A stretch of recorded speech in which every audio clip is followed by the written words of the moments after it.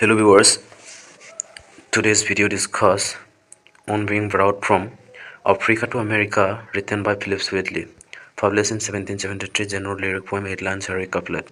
About the author, Philip Swedley was the first African American woman to publish a book of poetry and slave and brought to Boston.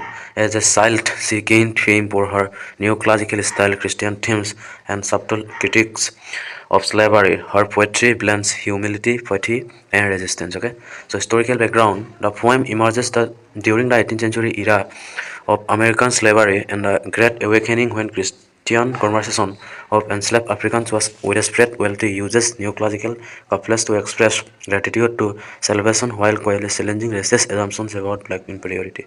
Introduction: on being brought from Africa to America in an 8-line poem where Whitley reflects on her journey from Africa to America, her conversion to Christianity, and racist attitudes.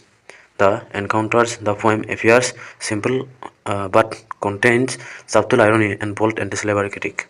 So, summary: the poet says she was brought from Africa to America, which taught her about Christianity.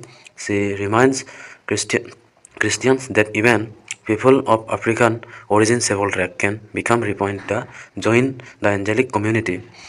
She challenges racist Christians who view blacks with contempt by asserting of God created all equal. Summary and analysis.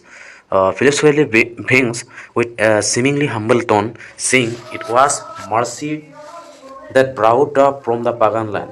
At best value, this sounds like Christian gratitude. However, many scholars note that she may be using strategic modesty, a rhetorical technique enslaved writers used to speak safely, okay, while hiding deeper criticism. By calling Africa pagan land, she speaks in a way acceptance of white Christian readers of her time. But this phrase also highlights how her identity is being defined by others, not by herself. The word proud is specific, it erases the violence of enslavement and hints at how she was forcibly removed. When she writes that she learned that there is a God and Savior too, she frames Christian conversion as a central benefit of her displacement. Yet the tone is double layered. While she expresses sincere faith, she also highlights the hypocrisy of society claiming Christian morality while justifying slavery. In the next lines, Whitley shifts from personal experience to addressing her audience directly. She warns the reader, especially white Christian reader, against looking with scorn with the civil rag. This is where the poem subtly changes from gratitude to moral confrontation. The phrase "civil right" dignifies African people by using poetic language, elevating them against racist descriptions of the time. By reminding Christians that African people too can be refined, well, this challenges the assumptions that Africans are inherently inferior. The term refined service special purification and equality in the eyes of God. The final couplet is the poem's most powerful moment, and the Negroes black and Cain and made be refined and joined an angelic train. During the wealthy of this period, people wrongly used the biblical story and Cain support racism, arguing that Cain is descendants were marked with dark skin when it tracks this very racist belief and turns it upside down. Okay, Horman says, even if society labels black people as cursed like Cain, God does not. Okay, salvation and universal right cannot be determined in special word.